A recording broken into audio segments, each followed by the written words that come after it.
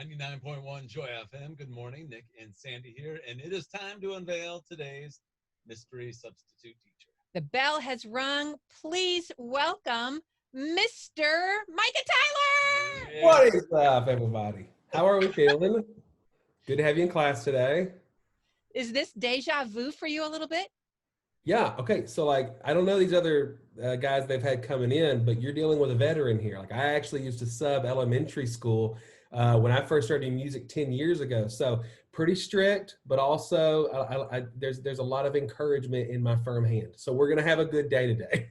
How long did you substitute teach? I did it. So when I was a youth pastor in the beginning, before I got married, I did it for like a year and a half. And then when I started doing music, did it for about 2 years. And so a couple of days a week, I really liked the younger grades. So I kind of would tend to hang out with like kindergarten, first grade, second grade, probably because I was a youth pastor and I got burnt out on the 7th through 12th graders. Yeah. So it's like, that was kind of the profession. This was kind of the fun. So yeah, I did a little bit of everything though. You know, as a student, there were two types of substitute teachers. There were those that came in and were so strict and ruled with an iron fist, and there were the ones that were a lot of fun. I think you were one of the fun ones. I used to wheel the cart in with a TV on it every once in a while. that was the good day. When you showed up and it was like, wheel the cart in, I was like, that's what I'm talking about. That gives me a chance to sit there and I can watch Sandlot for the 57th time. What's your go-to subject, either as when you were subbing or when you were a student, whether in, elementary, high school, college, whatever, what's your, man, I got that subject down? Well, okay, so of course, I love sports in school. I was a big athlete, played sports, and loved to get to kind of do all that. But in class and stuff, my favorite was always literature and English and stuff. I wasn't a great reader, but I loved to write. That was kind of a thing for me. And it wasn't until I was in 8th grade that I had a teacher, Miss Gish, who just kind of looked at me and said, I think you're a good writer. And so she just kind of encouraged me and gave me some extra projects to do.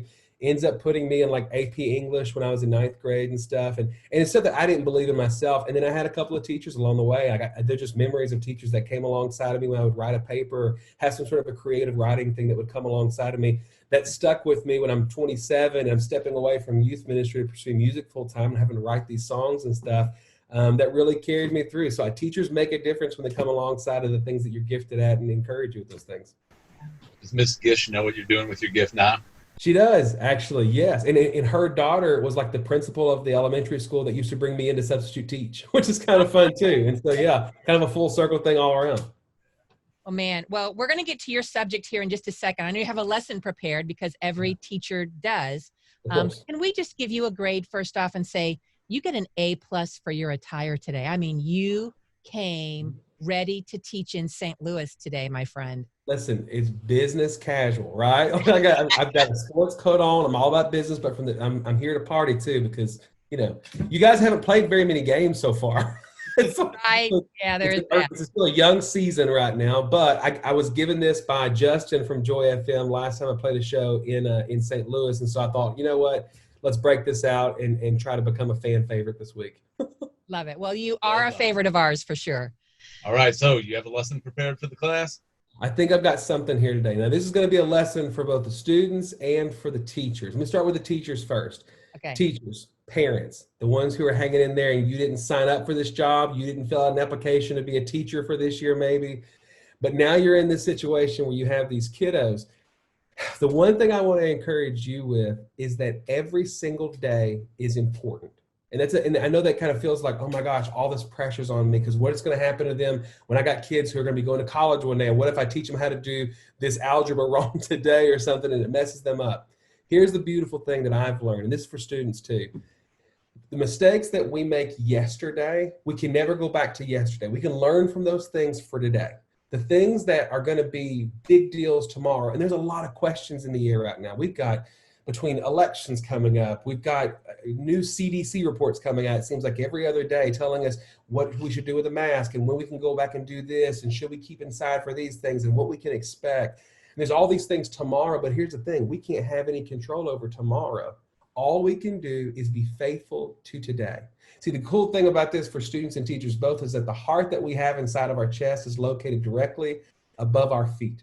So wherever our feet are, those are the things that we should be loving. Those are the things that we should be showing affection towards. And teachers, the people that you're in front of right now are your kids. And you have the opportunity today to encourage the good things that they have, to encourage them through the things that they're struggling with. Maybe it's math, and you guys are going to have to learn how to do fifth grade math together.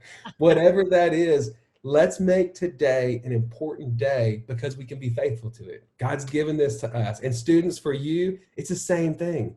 Don't start worrying about what college is going to be one day. Don't start stressing out because, oh my gosh, I may not see my friends in a couple of months. Today, we have the opportunity. God's given us breath in our lungs and a brain to be able to learn. And today, we're going to be faithful to those things. Also, it wouldn't hurt to keep a couple of Hershey Kisses in your drawer. Pull them out. We'll sugar rush throughout the day. Keep you going for the whole thing. That's my lesson for today. Yes. A teacher that suggests we eat chocolate. Where have you been all my life? Wheel in the cart. Let's do it. Oh, man, this is so good. It's so good to see you. We've been praying for you. I know you had like an agitated gallbladder or something here recently. Yes. Yeah, I've been losing some weight this summer, which has been awesome. But apparently if your body is chock full of gallstones that you don't know about it, and you decide to take a cheat meal and you pound some ribs and sausage and grilled queso, which I've got a recipe that'd be incredible if you would ever try it, that will put you in the hospital. I ended up going in. I had a gallbladder attack for about 36 hours. And basically I was just writhing on the ground until they were able to get me into the ER and pull it out of me and stuff. And so they had to even make a bigger incision because it had swollen up so much. And so all that to say, it was about 3 weeks ago. I've been fully cleared. I am healed 100%. I walked 2 miles this morning. So I'm back in the groove and feeling great right now. So grateful for any prayers that anybody had offered over to me. We're doing good now. Awesome. Is the lesson in don't lose weight or don't have a cheat meal? Listen, they kind of go hand in hand. Sorry. I would just say take your ribs in portions. Well, Micah Tyler, a St. Louis favorite, a Joy FM favorite, and who knew, an extraordinarily good substitute teacher. Hey, I'm glad to be able to bring a little veteran leadership into the class. Anytime you guys need me, let me know. I'll either slap the ruler on the desk or will the TV in. It'll be good.